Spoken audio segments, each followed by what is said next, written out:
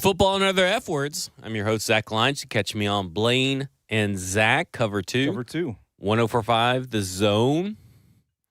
Monday through Friday, 1 to 3 p.m. Central Standard Time, the Lord's time. And then we got Stoney Keeley across from me. I'm here. Stoney, Yes. well, where do we want to start? Do we want to start? Let's give a shout out real quick. To Logan. We got to give a shout out to Logan. He's a Florida State Cleveland Browns fan. Yeah. Going through it this year. Going through it. And how appropriate that we did find a Cleveland Browns fan tonight to talk about, Kevin Stefanski, Shadur Sanders, Dylan Gabriel. Cameron Wembley. Yeah, Cameron Wembley. I mean, we went through the gauntlet with this poor sap. And but shout out, I think he's going to be listening today. Well, tomorrow morning, which is today, if he's listening. Don't hear what I'm not saying. Don't hear what I'm not saying. Logan, shout out to him. Shout out to our sponsors. Do we have sponsors? No, that's why I was silent. Can people tell how soaking wet I am on the camera? Well, where do you want them to look? Well, easy. Easy. My hoodie's just, I feel like I probably look like a sweaty mess. But look like a fucking stallion. Thank you. Look at that fucking just Mojo moist Rojo. stallion. Throwing heat tonight. That's what they used to call me back in my prime. The moist stallion. The moist stallion. That's what that's how you introduced yourself to me. Yeah, it was. Hey, I'm Stoney, the moist stallion Keeley. That's on my resume, too. It's a mouthful, but, that's what she said. You'll get that on the big jobs. You'll get that. Hey, you'll get that on the big jobs. Okay, let's do this. Okay. What? I don't know where to start because there's so many narratives coming out this Jacksonville Jaguars game. It was an awful game. Yeah, and you did a great job of breaking it down at stackinginbox.com. Oh, thank you. Thank you. No problem. And I'm not just saying that. I do agree with almost everything that you said, and it was really good. And I think there are some really, me. I just want to say there's some really stupid narratives. Yeah. Some fucking stupid narratives out there, but I'm going to calm myself down. Okay, good. And I'm going to say I think there's some very misinformed narratives out there. And I think I want to start with this. The Jacksonville Jaguars defense came with a A-plus plan. It was perfect. Just about. And it worked out. Yeah. And I don't think smart. that really says anything to Cam Ward's ability as a quarterback or to this offense's ability to pass protect or the wide receivers to gain separation, other than they clearly got out-coached in a sense that the Jacksonville Jaguars team that they planned for was not the Jacksonville Jaguars team that showed up. Dude, I'm telling you, rewatching the offensive tape from Sunday, I'm not confident the Jags showed them pre-snap the same look more than once.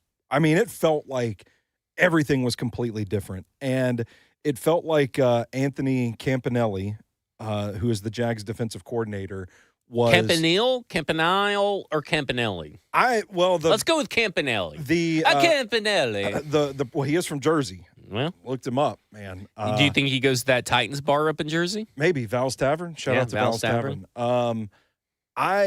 I feel like he was 2 steps ahead of everything the Titans wanted to do.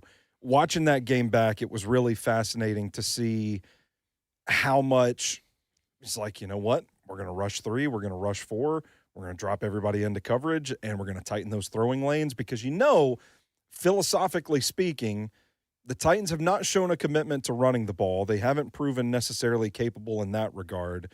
They know, like, Cam Ward's probably not going to take off and scramble for 40 yards every other play. So what's the one way the Titans can beat you? They took away his rushing lanes up the middle.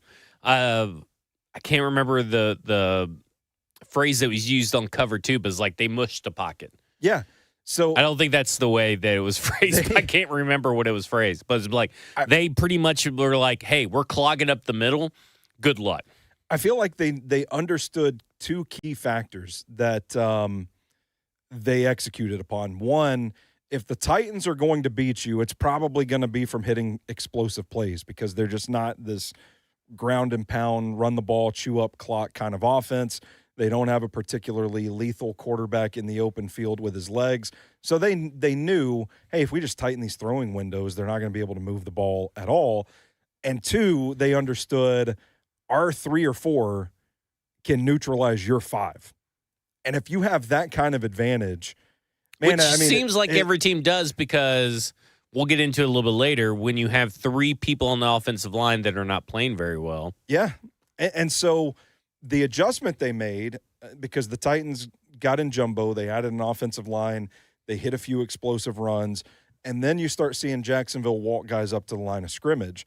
And so I don't know if the Titans thought this, but I thought it watching it. It's like, oh, well, this is the part in the game plan where you say, aha, we got them. We've walked their defense up. Now we're going to start throwing it behind them. But the problem was Jacksonville would walk those guys up and then drop 2 guys into coverage. So they're making it look like, okay, we're gonna add some defenders up front, but then they're just going to drop them back into coverage, and you're in the same spot. And they're showing a lot of different looks, probably some stuff I would say Cam Ward's probably never seen before. And they just completely neutered the offense from forcing tight windows, having bodies in coverage, and winning with 3 or 4 guys up front. I watched that game and I'm like, man, that's kind of the blueprint how to beat the Titans. And it's like, especially this year's Titans, when they don't have a way to basically pivot their offensive game plan on the fly. No. And in fact, they also pivoted the wrong way. They have a good run game going up the middle of the field, up through the middle of that defense, and they decide never to test it ever again. They should have just lined up in jumbo for the whole fucking game. I mean, it works for the Panthers, which we'll be talking about later. Just add bodies up there and just run it. Yeah, just pound it up the middle. That's what they say. Hey. But like, I look at it and I go, yes, Cam Ward made a step back. I think there were certain situations where Cam Ward missed Van Jefferson getting open. He missed Chimere DK getting open when he went for Alagai Manor. Yeah. Like, he made throws that weren't his best throws. He was but holding that's the ball not too long. That's not the coach's fault. Yeah. But holding the ball too long may be the coach's fault, because on some of those plays, there's nowhere for him to go with the ball. No easy reads. Yeah. But then I go back to this offensive line talk, and I'm not the biggest fan of this offensive line. Yeah. But I it's been a think they disappointment. played better than the stats suggest. But I will say this. You as Titans fans should be way more mad at Dan Moore, way more mad at Lloyd Cushenberry, way more mad at Kevin Zeitler than you should ever be at J.C. Latham. Yeah. And I'm gonna set you up here. You have a hot take. You didn't hit send last night. I didn't want to deal with all on the Wednesday backlash. night, but you have a hot take. And after watching the film, I kind of agree with you, but you, again, have to be knowing what you watch on the film to be able to understand what we're about to say. But what is your big hot take from this game? I typed it up last night, and I started to hit send, and I knew it would probably cause a firestorm. Maybe it was late enough that nobody would have seen it, but Well, I would have woke up and retweeted it. I felt like J.C. Latham was the best Titans offensive lineman on Sunday. I don't necessarily disagree. It's Now, close with Peter Skoronski. It is. And listen, Peter Skoronski has been the better, the best offensive lineman, the better offensive lineman more often than not. But I thought this was Peter's worst game. Yeah, and I mean, which was still a better game than the other 3 guys that we just mentioned. Well, no offense to Corey Levin, because I mean Corey Levin is who he is. Yeah, but he had some bad reps, but he is who he is. He's a but backup. like he's better than Zeitler, and he's better than Dan Moore. I will say I do think this was probably Zeitler's best game, but I don't. And think it was still bad. I don't think that's saying very much. Yeah, I thought J.C. Latham was pretty good. I thought he moved well enough. He met rushers in space. There is a lack of finish to his game. Yeah. And that's where I get where everybody's coming from, but we also can't let one play dictate the other 59. It was right place, right time for the most part. I think there were a couple. He had 2 really bad plays that went viral on Twitter. And even the one that he gets pushed back in, Cam Ward could get the ball out. Yeah, he was holding the ball for quite a while. Yeah, I mean, give me a break. I felt like he was particularly good at picking up guys crossing outside, like the stunts and stuff that they were running, movement. I felt like he was pretty automatic in picking those up. He's always been a girthy guy, but I felt like his shock absorption or his power absorption, his shocks, so to speak, were a little bit stronger, a little more normal in this game too. And I mean, it partly was because, I mean, every week we're watching Dan Moore Jr. just getting put on a sled and driven back. There was like at least 5 or 6 times in this particular game, and good luck for this game coming up. Yeah, no kidding. I felt like Peter Skoronski was good, but there were a couple of misses.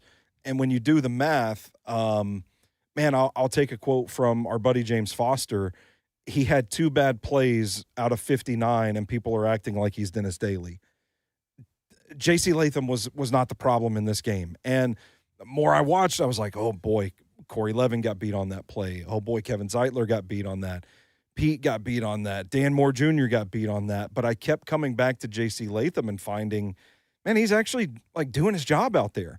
And I think the disconnect is this is still a 7th overall pick.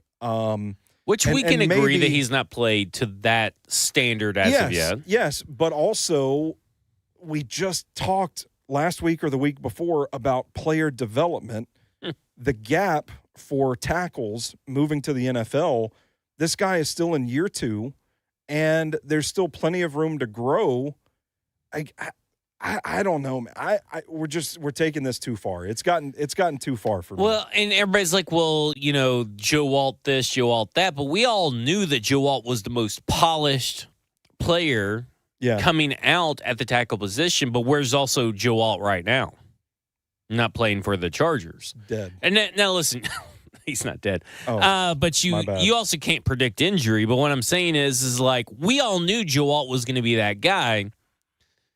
But there's no fucking reason at this point to bring up Joe Alt anymore. If you want to bring up someone, bring up Olu Fashanu, Troy Faltino. Who's our boy that we liked from Oklahoma State? Tyler Guyton? Yeah. No. Wait a minute. Was it Texas State? Who's our guy? Oregon State? Talisi Fuanga? Fuanga. Yeah. Like, you could bring up those guys, but there was no chance to get Joe Alt anymore. I had some. You have something right here, I'm letting you find it. I had some PFF scores that were fed to me earlier today. Oh God! And I'm not a big PFF guy, but people are for whatever reason. J.C. Latham is ranked first in his class in run blocking grade per PFF. For real? Ahead of Joe. I'm actually a little surprised. Ahead of Joe Alt by like 1 point. Okay. Ahead of KT Leviston. That's like 100 yards. So, first in his class in run blocking. And let's see, where's the this is the overall grade, I believe I'm looking at. And he should be in the 60s for overall, right? Pass block. This is pass blocking. Okay, he's further down in pass blocking, but he's still... Damn it, somebody took pictures of their monitor, so I can't. It's here's what you need to know. It's year 3 is where you really need to start being concerned whether a tackle is going to shape it. Look, Colton Miller, Laramie Tunsil is a great example. He got traded after year 3, and look at him now. Coaching matters for offensive linemen because right now, really, I feel like we talked about this a couple weeks ago. But the further that we get into this NIL college years, like the further we go into the college prospect, database and all this kind of stuff, the more that we're going to see more projects. It's just going to happen because these college coaches are not concerned about technique. They're concerned about, are you big? Are you fast? Are you girthy? Are you lengthy? Are you strong? Yeah. Kind of like wives, right? They're like wives. Yes. And they're going to go out there and they're going to pick the best husband to go out there and block, other husbands. Mm-hmm. And that's how it's going to be. Like, they're not going to teach him technique. They're just going to say, put your hand here, get in the way over here, make sure you're here. They're not teaching him technique. There's a great analogy with lovemaking that I don't know if I can make on here. If you're directing an adult film, yeah, you just go grab the girthiest fellow you can find and you put him on there. Yeah. But what you need, or the most buxom woman, if we want to include women. Yes. But what you're ignoring is the romance that provides the spark when making like love. The eye gaze of being the pizza delivery person. Your eyes lock from across a room. Yeah. Like that's what leads up to that. We're not doing that. Can you actually fix a sink if you're a plumber? Yes. That's a great way of looking at it. Yeah, well, but that was also a porn analogy. It was. Okay. Yeah. Okay. No, I just make sure we're still there on the porn. We're still there. Or I didn't know if movies. I could say that. Adult films. Yeah, Ross I think we've just said left. worse. He's out of here. He's out of here. See He's going canceled? to Tin Roof. Are we? Hey, now, is he going to tell our boss we just said that? Like at some point, you guys have to understand that first off, one clip does not make a play. Yeah. Like, Will Levis became a meme. And J.C. Latham's kind of getting there. The difference between J.C. Latham and Will Levis is that J.C. Latham is able to do his job 90% of the time. Mm-hmm. Will Levis was only able to do his job 15% of the time. I was going to say 30, but okay. Well, 30. I'll give him 30. That's still less than 90 by a mile. And I think Math that's lines up. like you see, and I asked, like you see one play. And you see it over and over. Oh, well, this guy's sharing it. That guy's sharing it. This guy's sharing it. That one play is not indicative of the whole fucking game. It's not. Like Josh Allen Hines is going to get his. Yeah. Do you win more often than not against Josh Allen Hines? J.C. Latham did. Did the left side of the line? No, because that's where both of his sacks came from. Yeah. Josh Allen Hines' sacks both came from the left side of the line. Not the right side. Now, he had that one play where he basically murdered Tajay Spears back there. Tajay Spears was like a crash test dummy. But also, like, Cam Ward is, like, looking at that play develop. He's looking at Josh, and it's a run RPO. Like, it's a run-pass option, it looks like, because he's looking at Josh Allen to come down. He's like, okay, here, take the ball, Tajay. Yeah. Like, Cam Ward kind of murdered Tajay on, like, 2 plays that game. Hey, he had that little flip to him, too. Like 2 yards. It's 4th and 16. Here you go. If I was Tajay, I would have just stepped back, let the ball hit the turf. Just hit it like a volleyball. Smack it down. Smack it. That was bad. But to your point, so Cam Ward hates Tajay. Yeah, maybe that's what it is. Spears. Yeah, and even that play to Tajay, I would have to go back and watch it again, but I feel like it was a little wonky. Like I don't know if everybody was on the same page for that one. If I recall correctly, well, I don't know. Tajay looks at J.C. Latham. J.C. Latham looks at Kevin Zeitler. Like, it's like shit rolls uphill, I guess, at that point, or downhill. Yeah, that's what it felt like to me. It was like like nobody's on the same page, and that's kind of what feels like. Is Ross actually in there? I don't know. I can't see it. Ross, are you in there? Oh, yeah, I see a hand in the air. We're about to bring up a discussion that you guys were talking about when I showed up today, but it kind of feels like this whole team's going through the motions, and I do feel like J.C. Latham is kind of doing that. And listen, here's my thing. Multiple things can be true at once. J.C. Latham isn't nowhere near as bad as anybody thinks. J.C. Latham is not playing up to the 7th round pick status. On the fumble play, the first fumble play, J.C. Latham could have played with a little bit more grit, a little bit more fire. Cam Ward cannot be a fucking idiot. Yeah. And I'm putting that politely because there are so many things on that play, that fumble play that Peter Skronsky landed on, that Cam Ward did wrong. Yeah. And he didn't have to do those things wrong, but he did them wrong. He moved up into the pocket way too far. He holds basically the ball like it's, a loaf of bread. Just waving it around. Just waving it around. Come get my bread. He's a newsie. He's like, hey, hear ye. No, is that what the newsie said? Read all about it. Read all about it. There you go. That's what he's doing. Like, he's just holding this fucking newspaper, flying it around. Yeah. And he's holding on the ball too long. Yeah, Like, I the agree. second sack, 7 minutes and 42 seconds. Excuse me? Sorry, 7 seconds and 42 milliseconds. Yeah. 7 seconds and 42 milliseconds.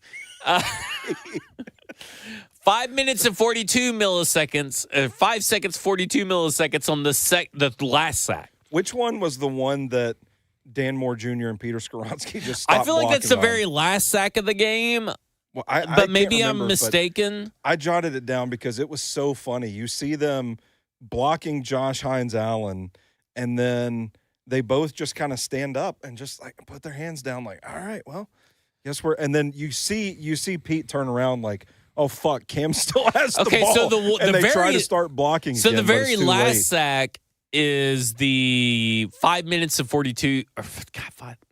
The 5 seconds and 42 millisecond sack. Yeah. And it's the one where Kevin Zeitler gets Andrew Wingard right into his hip, and he knocks down Corey Levin. And then Peter Skoronski realizes that, oh, shit, Corey Levin fell, so I got to hold this guy and this guy. Yeah. I don't know if that's the same play. So if that's not the same play. It's not the so same then play. you're talking about the second sack. Yeah, I think it was. Which, by the way, all the sacks that we're discussing have nothing to do with J.C. Latham. Have nothing to do with J.C. Latham whatsoever, which is what, like, it's so funny to read the discourse. And in the moment, I kind of thought, like, just watching the broadcast we copy. did. We like, kind of like, oh, this is not not a bad J.C. Latham game, it and feels then like. You go back and you watch the tape, and it's like, Oh. yeah, none of this stuff was J.C. Latham's fault. But it goes back to the point of coaching, right? Like, look at these three units: special teams unit, offensive unit, defensive unit. Yeah. Your players take on your coach's personality. Mm. And I think this is the perfect example of that. This team right now is a perfect example of players taking on their coach's personality. And I think it would have been true if Brian Callahan was still here. But you look at what special teams is able to do, the fire and the fight that they go in, just ramming people down. You look at what Kevin Winston, Marcus Harris, this Cedric Gray, even Tavondre Sweat, who I find crazy that people are mad at Tavondre Sweat right For now. what? Like, where is he? I missed that. Oh, this was yesterday in our Cover 2 chat. Oh. There were people He in was there. I awesome was like, Sunday. did you all even watch Tavondre Sweat in this game? He was probably the best player on the field for defense. He was awesome, yeah. But, like, Denard Wilson. Like, this defense is taking on the personality of Denard Wilson. And this offense has taken on the personality of a milquetoast dud of a person. Yeah, okay. And I could use that to describe many people on this offensive coaching staff and former coaching staff. They are all fucking boring. I thought you were about to say a milk Except for cow. Nick Colts. And I guess that means that Nick Colts is not. I mean, I don't know Ty Tolbert and Randy Jordan, but Randy Jordan can't design a screen anyway. I was about to say Randy Jordan's in charge of these screens. Yeah. So, But I know Nick Colts has some personality, but, like, yeah. this team, this offensive team, I think the reason you saw them, again, we go back to the counterpunch. They have no Where's the counterpunch. counterpunch? But, Ross, what were you guys talking about when I walked in today? To me, it's like, it's all coaching at this point. Well, I think we were talking about Big Jeff's comments from earlier in the week about leadership and culture and just how he was emphasizing the need for a new coach to establish the leadership and culture. I feel like again, not everybody, but I feel like the majority of the players are waiting on someone to come save them, which I can get to a degree, right? The season's over. You know, like, we still got 5 more games, season's over, but it's like, this is a young team. They're a young core of this team. Keep playing, don't just throw in the towel, you know, but I think they're waiting on someone to come save them a little bit. I like that. I like that a lot, too. I still think the biggest problem is just that the roster is not that great. But then you look at the Panthers, and the Panthers don't have a great roster. Do they not? I don't know. I'd have to look at the Panthers I'm more roster. of like a... I mean, they may be barely better than Titans, but... Because I watch on Sundays, and I'm like, oh, hell yeah, Jalen Harrell's getting some snaps, and he'd be a really fun player that if he could develop into an edge rusher, like that's awesome. And then I'm like, wait, have I just been watching this Titans team too long that I think Jalen Harrell is a valid contributor, or does he just suck? And I inflate his ability because he plays on a bad team. Like, I feel like I would there's say several of that those that times. sentence you just said encapsulates a lot more Titans players than what people want to admit, because they'll focus on like the A.J. Brown. Like, oh, I can't believe we let A.J. Brown go. Like, yeah, no shit. We shouldn't have let A.J. Brown go because he was actually a good wide receiver. But it's like, can't believe we didn't pay Nick Westbrook-Akine. And then he's not fucking doing anything in Miami, which is a more prolific passing offense with a better offensive coaching staff. And that just goes to show you that, like, it's not everybody wants to make it out to be every player. It's not every player. Like, like the Traylon Burks touchdown catch. Oh, no, well, that dude had tape all over his hands, so no wonder he caught it. But, like, when's he going to do something extra? It's like A.D. Mitchell over at the Jets. Someone described A.D. Mitchell over at the Jets as he is thriving over there in New York. He went 2 for 7 in his first game, and then it was like his first 100-yard game in his career in the second game because he had got like 8 or 9 targets. Yeah. Let's calm down with this, like, one game things. Like, oh, Marcus to Traylon Burks, so that's got to be a real, stick it to the Tennessee Titans fan base. Fucking why? Like, Ryan Tannehill was so much better than Marcus. Are we still clinging to Marcus as like some missed opportunity here in Tennessee? I mean, there are people that do. Yes, I see. And then it on Traylon Twitter. Burks, he gets 1 touchdown pass. This was after a couple of games where he was already injured for the Commanders. Like, give me a fucking break. I just bring. Some people just like to poke fun at the Tennessee Titans. Yeah, I wonder if that's a Titans exclusive thing or if other fan bases. Oh, I'm sure it's. I'm sure it's all the fans. Oh, I see. Like after the Darius Slay stuff today, like before he said he wasn't playing in Buffalo, after he got picked up, I saw all these Steelers fans like watch him go ball out in Buffalo. Like I think it's just a league wide thing. I only say that about the roster because I just feel like we're grasping at straws. Like we want to believe there are. Like just if we tweak this one thing here or there, if we just, if the coaches are more competent, then we could have a better product on the field. And I think that a better coaching staff could certainly improve the product, but I still just don't think that I don't think there's anything that can happen for this franchise for them to turn it around quickly. Which it might lead us to our next discussion. Well, it's a great way because I think that people look at the Patriots. Yeah. And especially those that are just, I don't know, how do I put this politely? Suckling on the teat of Mike Vrabel. Milking that cow. They are, well, I don't want to call Mike Vrabel a cow. I don't want to talk about milking Mike Vrabel either. But also, like, he's a bull, right? Like, he's a bull. He's like so a different. We could be getting down a different path here. Yeah. Oh, buddy. But either way, it's like to me. I understand that Mike McCoy is not the person you want to be interviewing. Mike McCoy, number 100 on my list of 100 that is true. Coaching candidates. Maybe we should just have you read all 100 at the very end. He made the top 100? He made the top 100. He's number 100. Wow. He was below drunk Matt Nagy. Is that right? I almost put drunk Matt Nagy he was on below, the list, but below no. Todd Downing after the Packers game. He was below Rand Carthon. Yeah. And Condoleezza Rice. I mean, I don't know how politely to put it, but I think that the Titans media members that went to Mike Vrabel's presser after the game,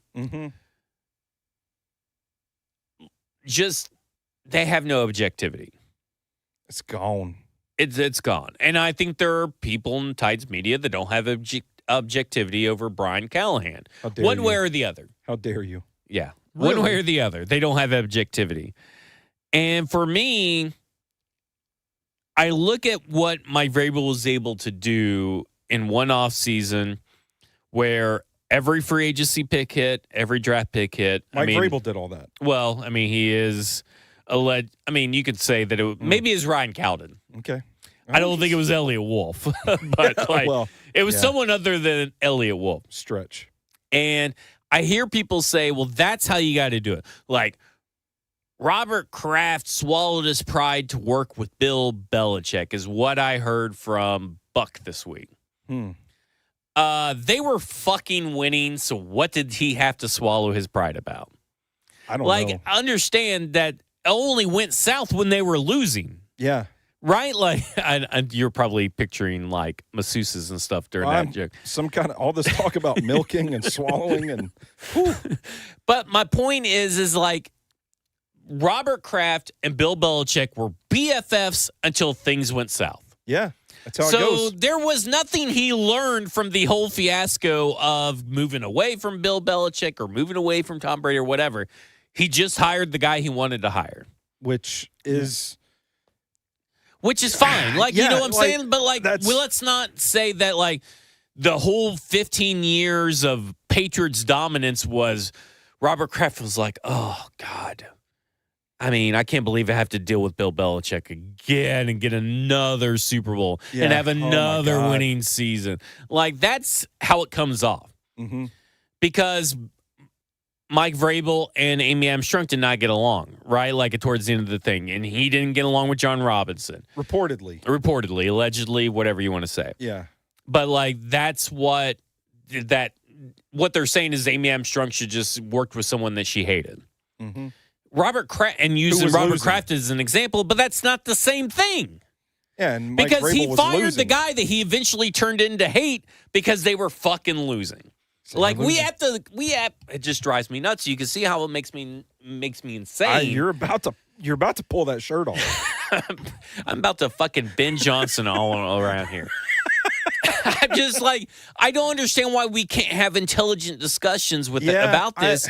And then I have to get angry because then it comes off like I'm a Mike Vrabel hater. No, I'm not a Mike Vrabel hater. I'm a people who still don't understand the business of fucking football hater. Did I just lose? I just lost. Are you okay? What happened? Okay? Oh, this died. Oh, okay. Well, it wouldn't be a show without some product dying. I think to just lump the Patriots' success all on Mike Vrabel is a little too simplistic anyway, because the stars really aligned for New England this offseason. And it was not just, oh, gosh, we got to get Mike Vrabel in here to turn it all around.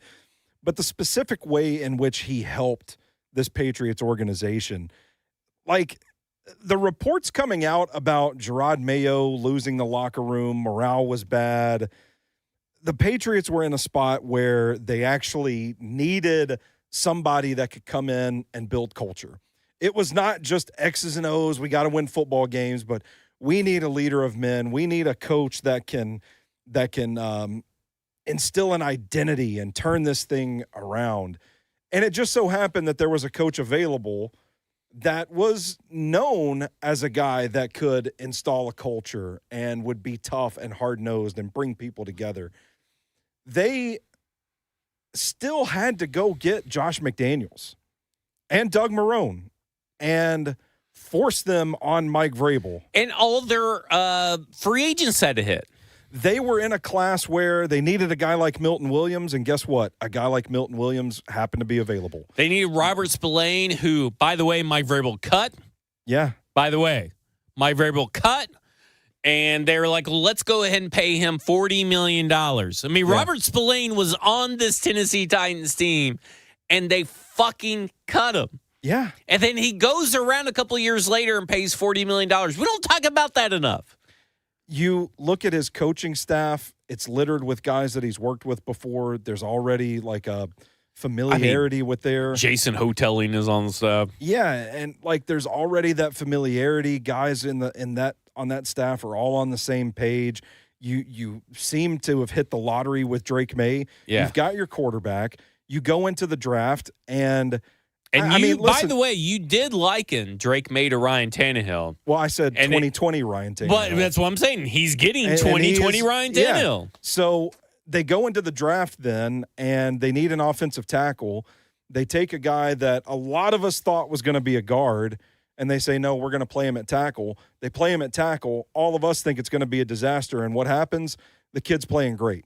They shuffle their offensive line in free agency. All of those guys are hitting. They go and draft Travion Henderson as well. Like,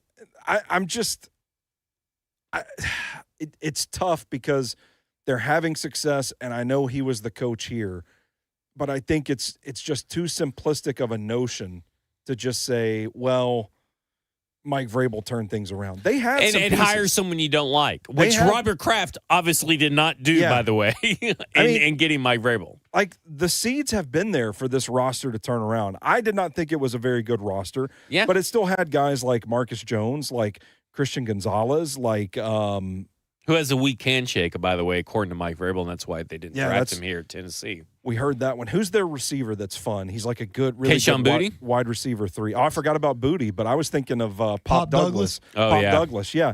Like, there have been some fun pieces for them to build around. They happen to be at a moment in their franchise history where they said, we've got some pieces here. We think we have the quarterback.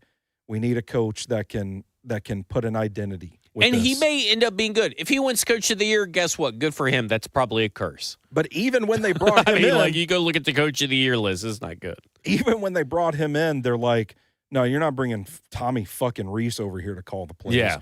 We're going to go back to Josh McDaniels. God, I wish I would have called Tommy Reese. And it's working. Yeah. Because of this convergence, this confluence of events, not just this singular thing. And I think that's what drives me. But also, it's like Kayshon Boutte is just like coming out of nowhere, right? Yeah, like, I mean, I thought Todd Downing's coaching the wide receivers. Well, there you now. go.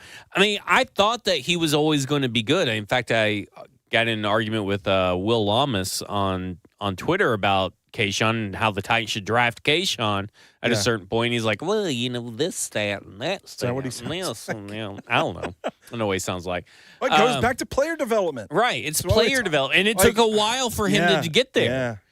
And so they're starting to see like the fruits of all their labors at once. Right. At once. It's kind of like the Texans were a couple of years ago and Commanders are now. And I'm not trying to dismiss that Mike Vrabel is a good head coach. He is a good head coach. Yeah.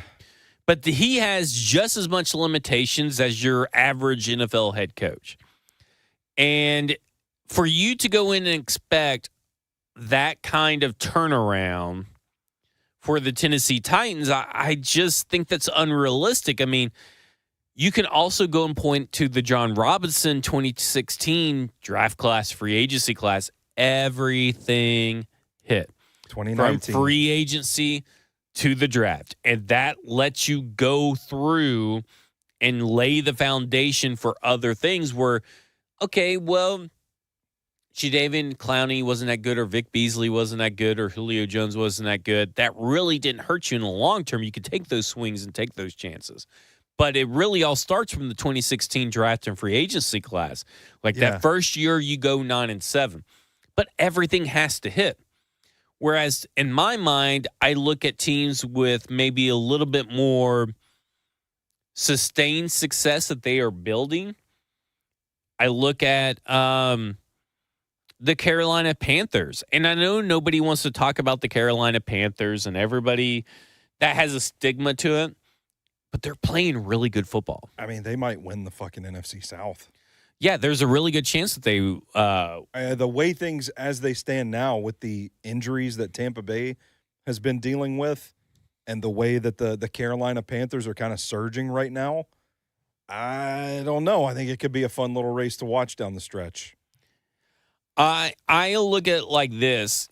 If you were to, and I did some math. That is some grade A note taking right there. Some note taking. Clean and organized. Because I do think that there's one advantage that this Tennessee Titans team has to the 2023 Panthers that are now the 2025 Panthers. Mm-hmm. And the TLDR is that this draft class for the Tennessee Titans, which I know that Jared Stillman of 440 Sports is poo-pooing on and is saying to fire everybody because this draft class sucks. If we want to get really crazy, we could talk about some of these picks as what I was talking about earlier. Are they really good, or are they good because they're on the Titans? Here's what I would say to that, and I'm going to bring up Will Lamas again because I think he made an actually good point today. It was the question about Chig. Him and Tic Tac Titans Tyler were going about back and forth on Chig because Chig's run blocking is like 29.6 on PFF. Like, who gives a fucking shit about that kind of crap? But I mean, he's like, well, you don't re-sign him because of that, the PFF. And Will Lamas is like, well, until you have other holes filled and until you have guys that can replace Chig after that, that would make sense. Essentially, this draft class that just happened, hopefully outside of Cam Ward, is probably filled with role players of different varieties. Now we're talking. And you can't get rid of those guys now. And I'm not saying that's what you were saying, but what I'm saying is that these are your guys until you build a roster where they're your backups. Yes. Well said. And that's what he was saying and making the case for Chig. Is like, okay, well, Chig's not a great run blocker, but do you want to spend money on Isaiah Likely? Or do you just want to maybe re-sign Chig for a little bit cheaper? Or do you want to draft a tight end? And drafting tight end is probably where it's going to go. Well, I don't know what's going on. It's going limp on me, my microphone. I don't know. Like, that's the thing is, for me, is that this roster is so bad. And this is going to be a hard pill to swallow for those that are listening. Last year's draft class outside of Cam Ward and this year's draft class, they're likely all role players.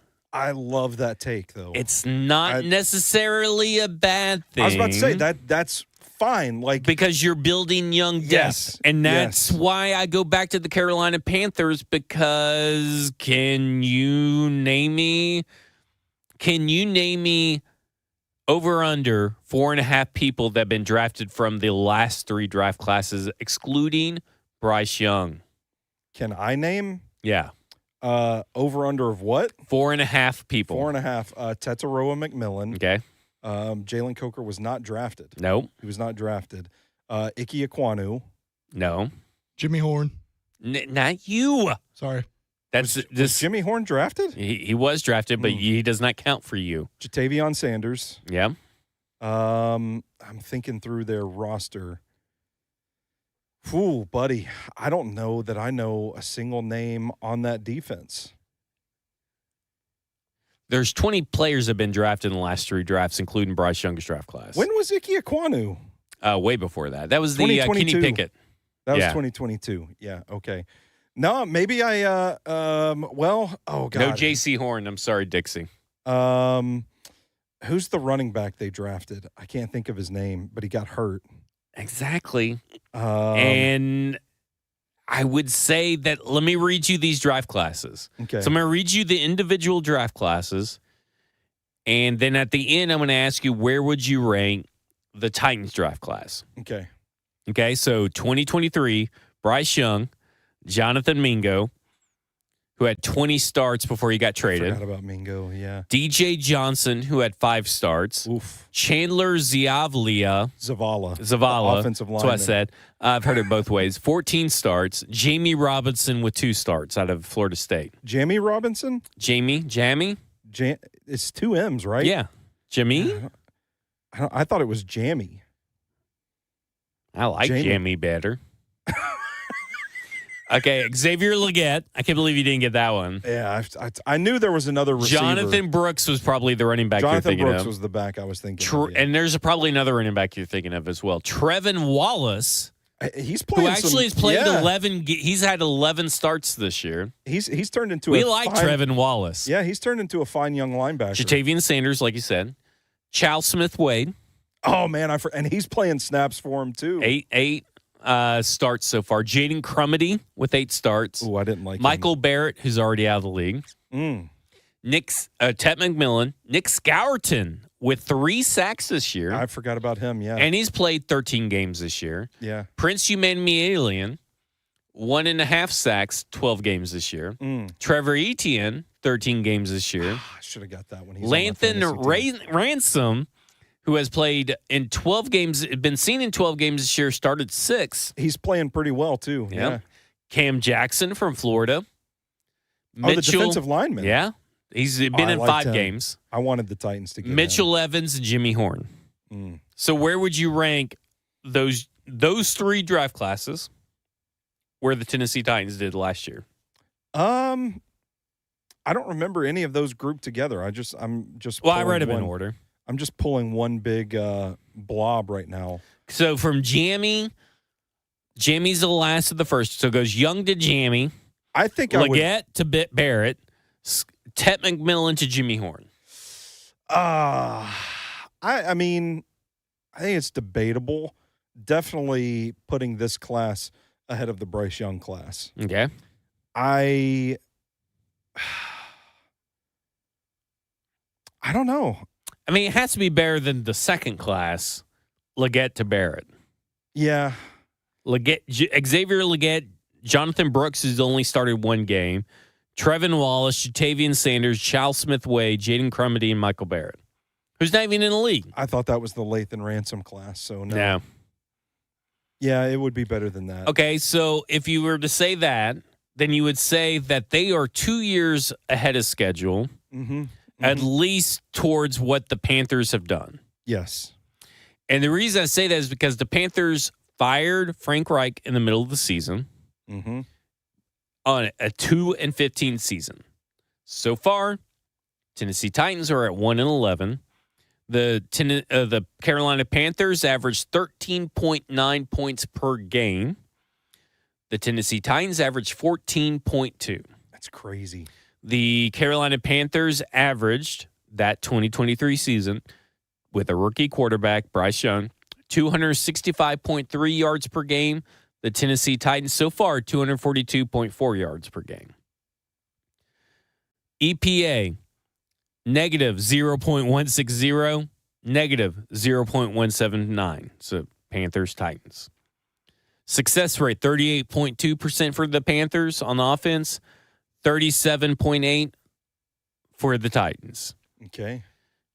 It's very, very similar in a sense of everything else, like when you look at the free agency class, how the money was spent, how the free agents they brought in, like that year, that 2023 year, they brought in Adam Thielen, Von Bell, Miles Sanders, Bradley Bozeman, Andy Dalton, James Houston, Justin Houston, DJ Chark, Eddie Pinheiro, Deshaun Williams. Dang, old dudes. And they kind of brought in old dudes this year. Yeah, man, and that, like, the whole thing started with getting the quarterback, too. And so I look at this, like, I like this draft class, the Tet McMillan, Nick Scourton, Princely Emmanuel, Trevor Etienne, Lathan Ransom. Like, I like that draft class. Yeah. I like this draft class. So this was 2 years ahead. I see the logic. It's 1 year ahead, or 2 years, or right on pace with product on the field. Mm-hmm. But when you talk about the youth that is going through this product on the field right now, I feel like, hey, you got a little bit of a jump start. Yeah. And so to me, it's like you can hope for the Patriots rebuild. There are certain moves you can make if they all hit in the draft and trade back and all that kind of stuff. That if they all hit, sure, you could have a Texans renaissance, a Commanders renaissance, or a Patriots renaissance. You could have that. But I think what you're looking at is a team that's probably going to go 1-16, 2-15, and probably end up 5-12. Worst case scenario. Yeah. And then the third year, you're looking around and you're like, oh crap, they could win the division. We got some depth here all of a sudden. We got some depth here. Where'd this Gunnar Helm come from? Where's this Kevin Winston Jr. guy coming from? And so I look at what Mike Bergonzi did last year, and while it may not be like an A+ draft or anything like that, it's the best draft the Tennessee Titans have had since probably 2019. Yeah, it's hard to argue with that. So, I mean, we're talking about 2020, 2021, 2022, 2023, and 2024. That's 5 drafts between the 2019 draft and this draft. And this is the best draft. It may not be the best draft in all the land, but it's the best draft right now. It's a foundation to build upon. And that's what you got to look at. And so I look at this roster and I look at, okay, Tennessee Titans may spend a lot of money next year. They have a lot of cap space, a lot of this, a lot of that. Got to spend in the right places. Got to draft the right people. You got to get trade back and all that kind of stuff. Yeah. But the Panthers is a more realistic organization to model yourself after because you fired a head coach. They fired a head coach, both in the middle of the season. You may get another head coach coming in who's going to be, well, I don't know if it's going to be a first year. I don't want to get my hopes up, but it could be a first year guy, kind of like Dave Canales. But Dave Canales doesn't seem like leader of men, right? Like if you look at him, a little bit aura factor with this leader of men thing that we kind of debunked today because of Aaron Glenn and all this stuff. But Dave Canales is obviously a leader of men because you look at this Panthers roster, it's not very good, but they have good coaches. And they are playing out of their mind. And he's got most out of Bryce Young these last 2 years than probably anybody else would have. So it's just all about that. And like, I'm trying to provide hope without providing such a high standard of expectation that you'll never meet. You likely will not meet a Mike Vrabel turnaround because of that. Like, that's just such a once-in-a-lifetime kind of feels like opportunity, even though it's like every 5 or 6 years in the NFL. Yeah. But it's very rare. And I just would like to quit bringing up Mike Vrabel at this point. I can vibe with that. I like the Panthers comparison because it does kind of feel like that is more. I don't know. I really talked a while, didn't I? It's more practical. Like I get the idea. People see what happened to the Patriots this year, to the Commanders last year, and they just said, well, see, they did it, so why can't we? Right. While ignoring how much the stars had to align for those things to happen. So, and Mike Vrabel is the Score Index lover, so there's always going to be feelings there, I think. Do we have some breaking news here? Well, I did not know this, and I can't believe ESPN actually backed this up. So Panthers Dave Canales, did you know that he wrote a book? No. So he co-wrote a book on infidelity and addiction. Uh-oh. That's a red flag. So he is head coach of the Carolina Panthers. Dave Canales is ready to begin his journey as head coach of the Carolina Panthers just 16 months after co-authoring a faith-based book about working through problems with his infidelity and addiction to pornography and alcohol. The book, This Is Marriage? The Question That Changed Everything, was written by Canales and his wife, Lizzie. So there you go.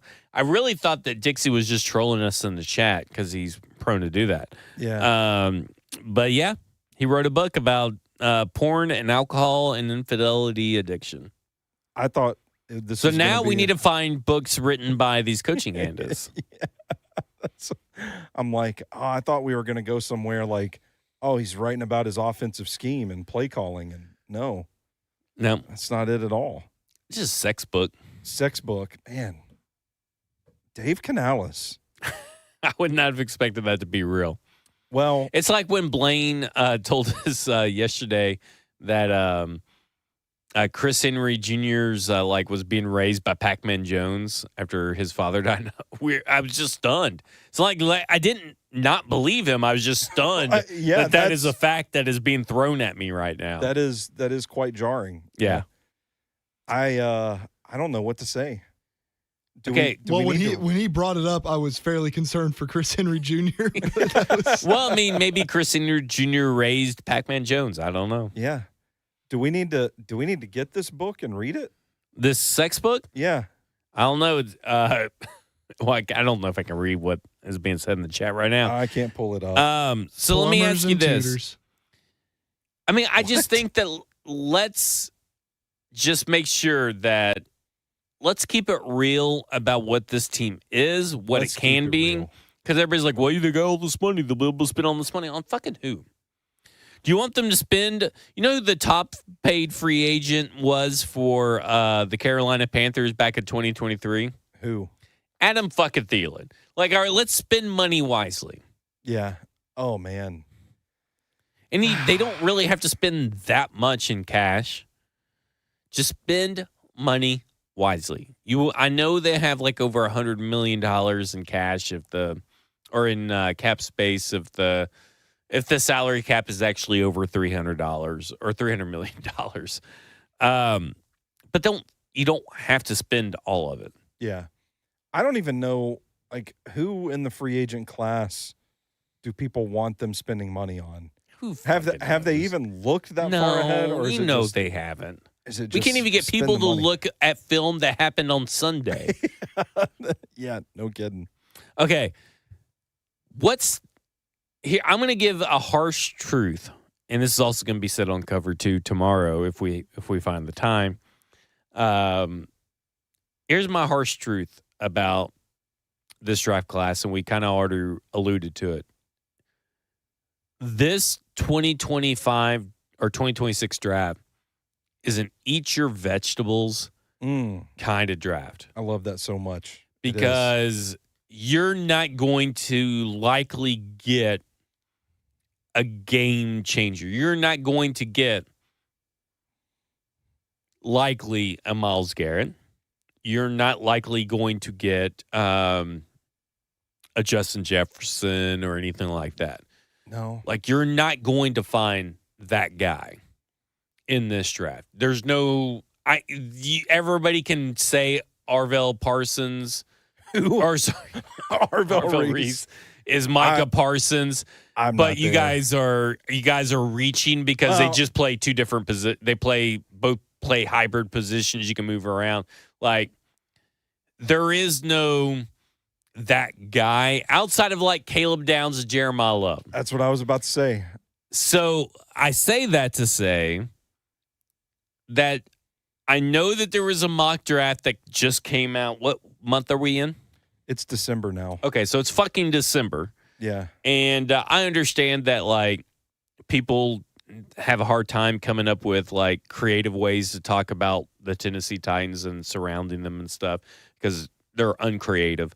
But the amount of people upset over the Dane Brugler, like, oh, the Tennessee Titans get 2 firsts and a 2027 second. 2 firsts this year, 2027 second. Guys, beggars can't be choosers. Also, that 2027 second might be worth both of those Yeah. 2026 firsts. And that's the point is, like,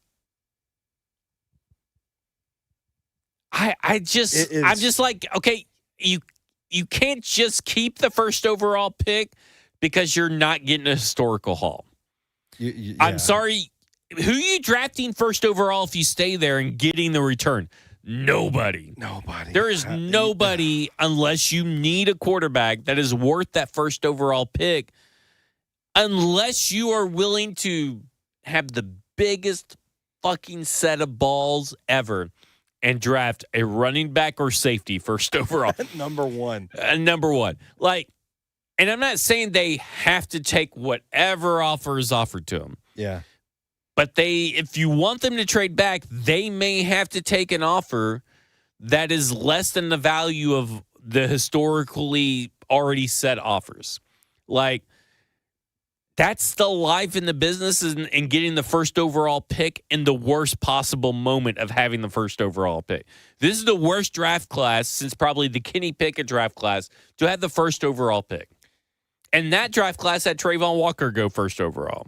And even then, like, none of these quarterbacks are so rock steady entrenched in the number one spot that I've really ignored the chat today. A team is going to be desperate. Like, you know what I'm saying? Like, there's not like it's not like the Caleb Williams, Drake May, Jaden Daniels class where people are scrambling up to get one of these guys. There are legitimate questions about each of these quarterbacks that are being discussed at the top of the draft. And so, like, there's no guarantee that a team is going to want to throw away picks, especially in 2027. We did talk to I've had all three of these die. Uh-oh. It's just boy. too bad. It's just not going to work anymore. Okay. Okay, so anyway, I don't know mean, why you I'm can hear me, yeah, right? I was about to say, I don't know why I'm taking my headphones off. I don't either. But for me, it's like we talked to Logan today, and he was like, I would trade the world for the Fernando Mendoza. And I'm like, God dang, I hope you are Jimmy Haslam's son. Like, give us everything. Lights up Ohio State this weekend. But to the point of, like, people are already starting to say, well, that trade proposed by Dane Brugler is terrible.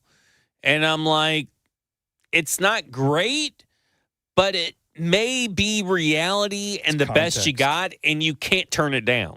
And that's where now you can turn it down one or two times throughout the season and wait till the very end to see if anything happens. You don't have to take it the first offer.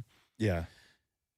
But that's how the NFL works when you don't have a great quarterback class and it's not a great talent at top. You may have to take less because there isn't a Myles Garrett for you to pick and stick and pick. No. What if they took David Bailey, number 1 overall? Just somebody completely. I mean, it would never, like, live up to the hype. Yeah. But David Bailey is probably the best pass rusher in this class, and nobody wants to hear it. What if they are thinking we got to move J.C. Latham to guard, and they take Spencer Fano, number 1 overall? So he would be the Eric Fisher of this draft, Yeah, which also tells you how bad this draft was. Yeah, exactly. Yeah, the Eric Fisher draft, that was when E.J. Manuel was the top quarterback.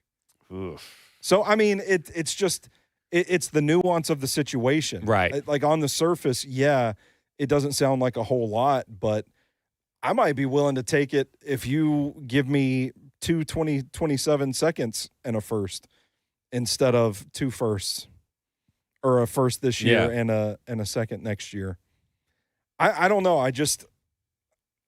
The further I get into this draft class, I'm just kind of like, man, it's a tough spot to be in if you need a game changer. Like, I'm not a big throw out the history kind of thing, but like this may be an instance where you're gonna have to throw out the history of number 1 overall pick trades. Take what you can get because, and you hope that there's more teams that need a quarterback, but then you got guys like Mac Jones, right, that could enter free agency.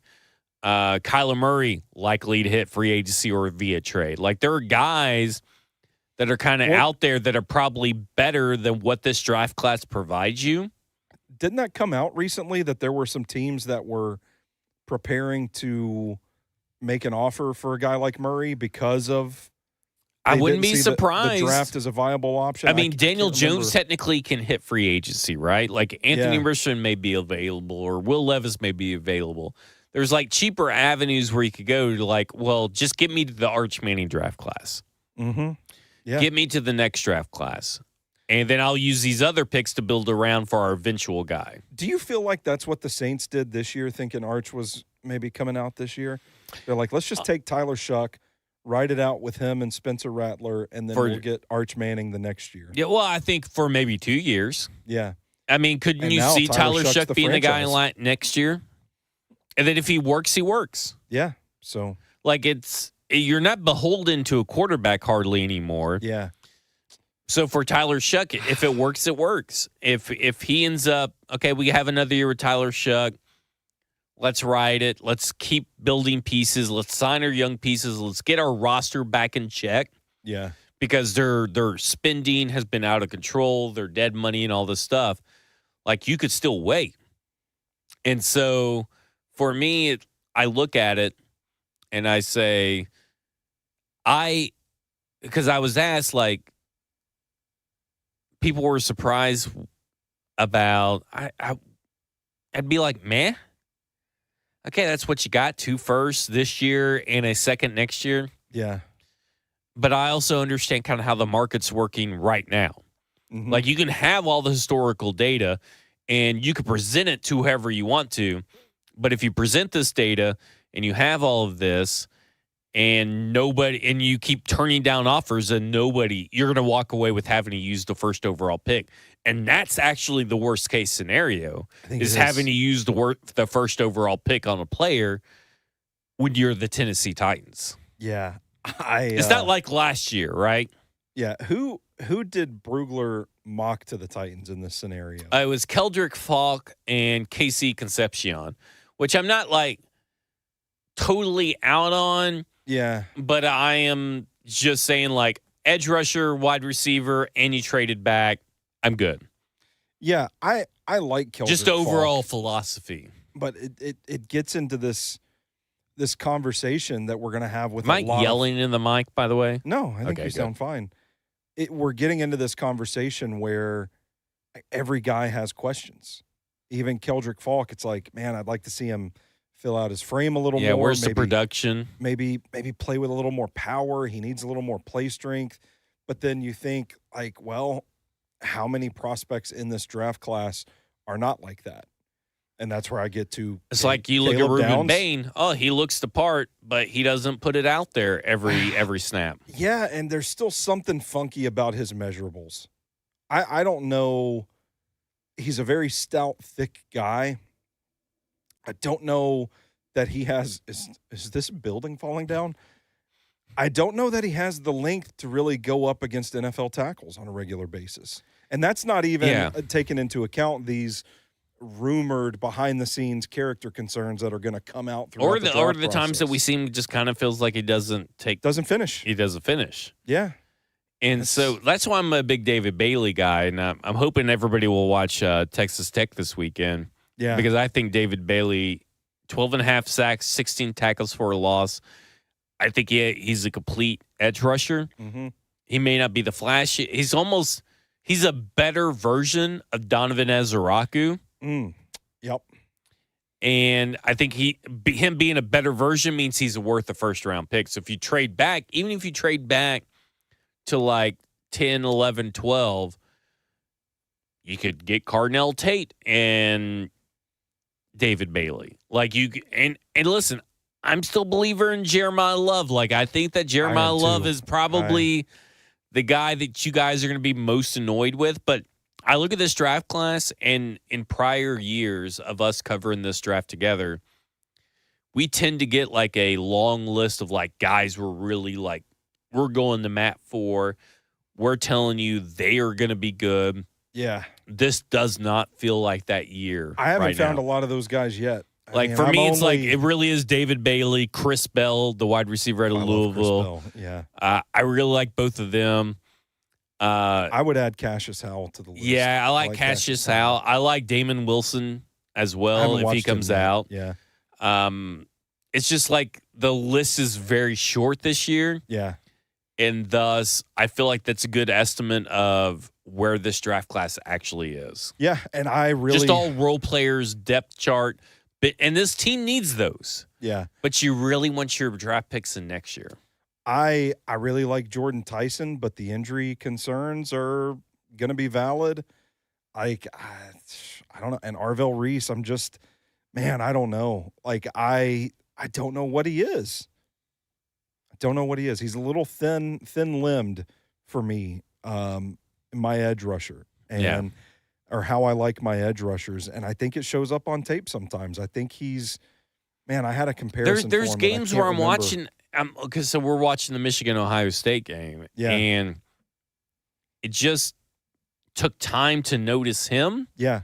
Like we heard and watched and saw other people make plays, but we didn't see him make plays, and I'm like, he made them, but he didn't make them. Like, where is that wow factor that everybody's telling you in a big moment game? Yeah. I will tell you this. My method, which I've talked about before, is I start with 3 games. I watch 3 of your games, and if I'm at a point where I'm not even taking notes anymore because it's just it's an easy eval, Jeremiah Love, super easy eval Yeah. to make. You get to 3 games, and I've watched 5 of him, but you get to 3 games and you kind of know, like, all right, I'm starting to see the same stuff. This is what this player is.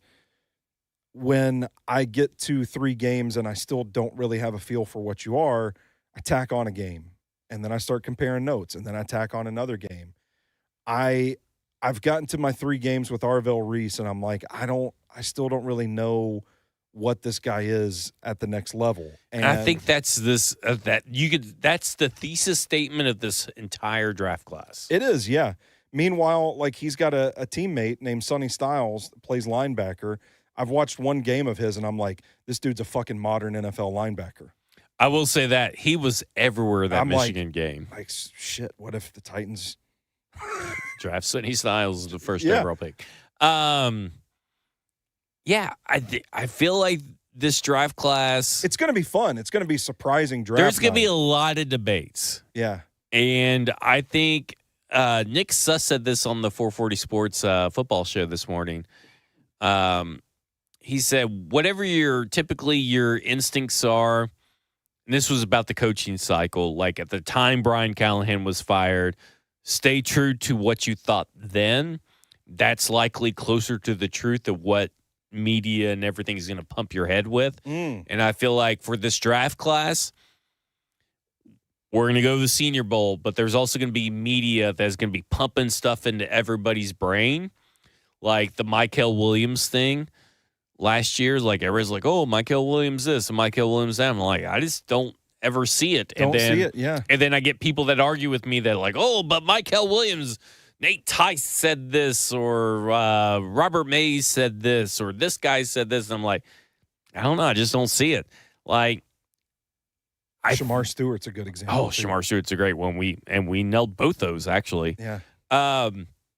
That's what I feel like this draft class is going to be, is like, whatever we feel about it now, we need to remember that, put it in a time vault, and make sure that we keep that with us. That, hey, the likeliest best players in this draft are probably going to be coming from the safety position. I think there's a lot of safeties this draft class. A lot of good linebackers. I think there's a lot of fun wide receivers that have a lot of potential, but I don't know what they're going to be. Well, but Chris Bell, to me, 6'2", 6'3", whatever he is, 200-something pounds, and can run like a 4.4. Like, give me Chris Bell. Can fly all day long. I'll teach him how to catch, or whatever may be his issue when we really dive into the tape. But he's also durable. So screw Jordan Tyson. He's not durable. Like, I like Jordan Tyson, but he's not durable. I like KC Concepcion, but I don't know. He's like, is he going to be Zay Flowers? And if he is Zay Flowers, is that good enough for the Tennessee Titans? Yeah, fair enough. Because like everybody's like, well, you can get, Tank Dell or Josh Downs, and he may be those guys. And I'm like, well, those guys can't stay healthy, and those guys aren't game changers.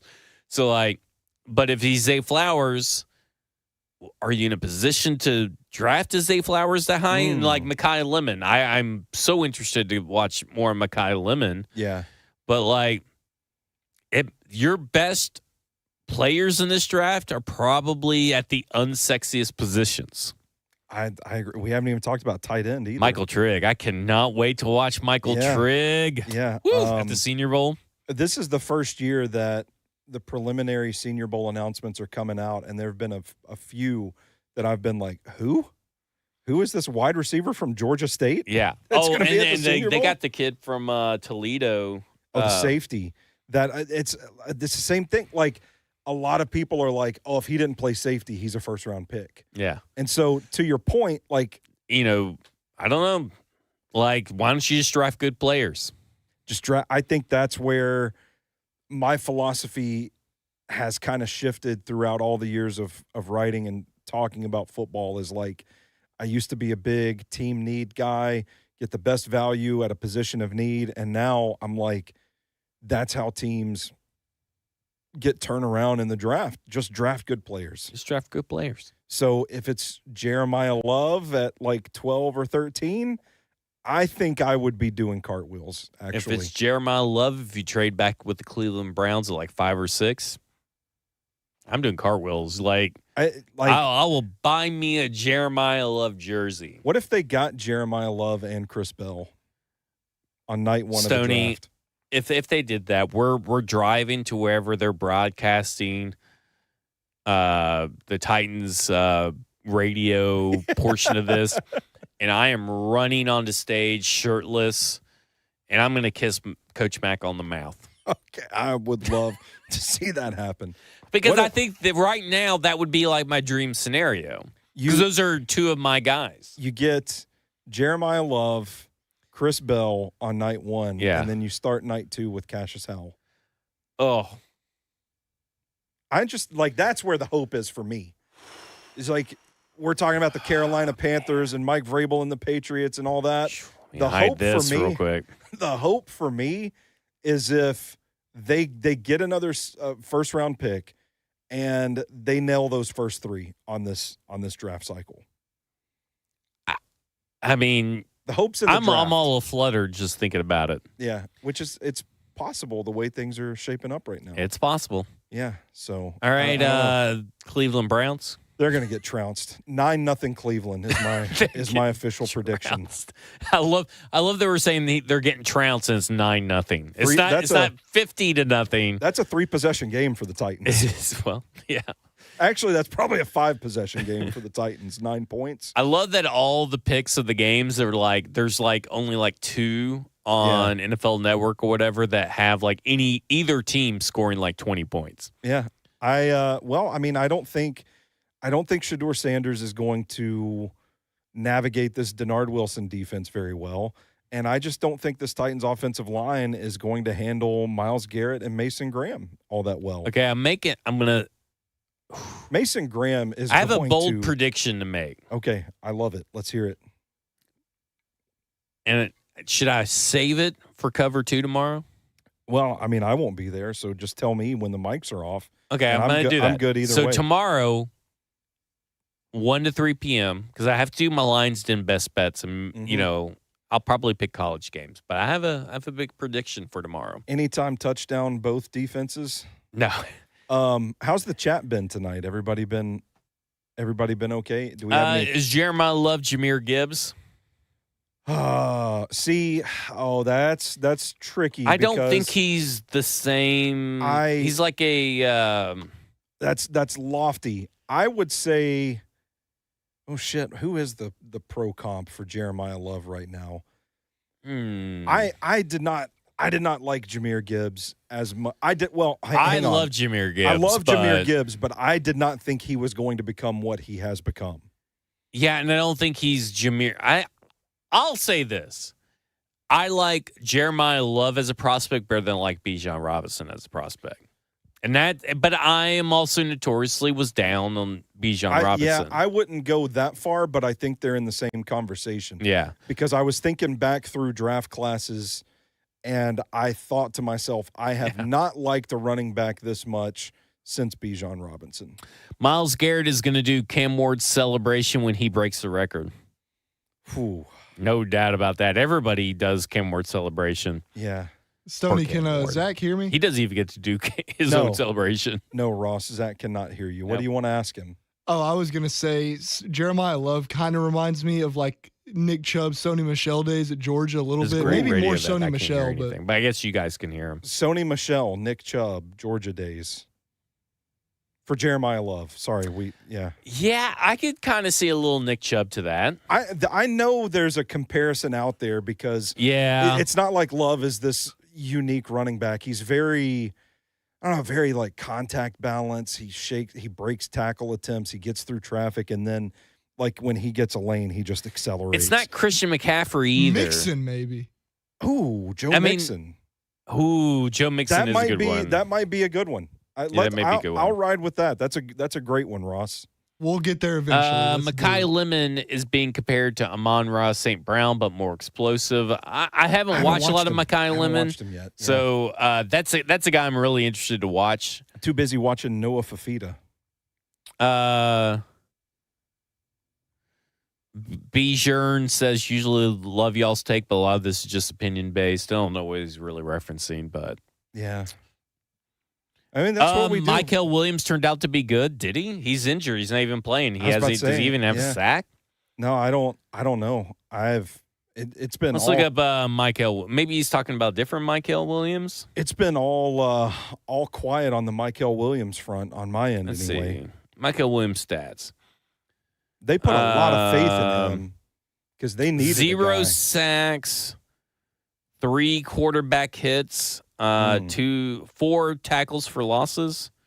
Oh wow! Who is on track to be the defensive rookie of the year? Ross wants to know who is on track for defensive rookie of the year. Has to be Carson Schwestinger, right? I would think so. I feel like there's somebody else that we're forgetting. There's a big name that we're. Does anyone have a few picks? I'm sure Schwestinger has a lot of tackles. None of the edge rushers have turned out very well. Yeah, that's what Ross is in my ear asking if anybody has a bunch of picks. Because I feel like, man, I don't know. This is great podcasting. Yeah, I mean, most people are saying Carson Schwestinger, and I kind of tend to agree with that. That was the name that came to mind. But I don't know. Maybe Avances does not hate Jeremiah Love going to the Titans. They need playmakers. They need playmakers, yeah. Which goes back to what we were saying. Just get good players, man. Just get good players. Like I love Tony Pollard and what he's done for this team for the last 2 years. I think it would have been really easy for a guy like that to kind of shut it down. He's still running hard. Okay, we may have one for Jeremiah Love, sort of. Oh, here we go. Okay, let's hear it. What do you think about Todd Gurley? Todd Gurley, okay. That's from Dixie in the chat. I could fuck with that. That's a good one, Dixie. Ed Henry has something good to say. He said, be careful, Stoney. It's snowing outside, ice on the roads, and he doesn't want the water that you're carrying for Brian Callahan to spill and you slip and fall in the parking lot. Yeah, no, I don't have to worry about that. You have to worry about me getting my Kia Forte home. Yeah. I also did his joke way better than what he actually wrote it. Well, yeah, he goes, before I go, tell Stoney not to carry the buckets over his head so he doesn't start the show drenched. That's also good. I did start the show drenched. Yeah, but I thought mine was better. Yeah, that was pretty good. Yeah. All right. I think that's it. Is that it? Yep. I feel like so draft a running back, first round for the Tennessee Titans, solve everything. A running back and then get a right tackle. Yeah. First 2 picks. Now why you got to do that? Because then everybody's going to think you're serious. But I did say I think the best path forward and I texted you this on Sunday night. I said, hot take, the best path forward is to find a coach that will stay committed to the run game and fix the run game for Cam Ward. They should bring Bill Callahan back for that. Okay. That'll be it for us. That's it for us as this limp microphone keeps happening. All right, that'll do it for us. It's been Football and Other F Words, and you have just been effed.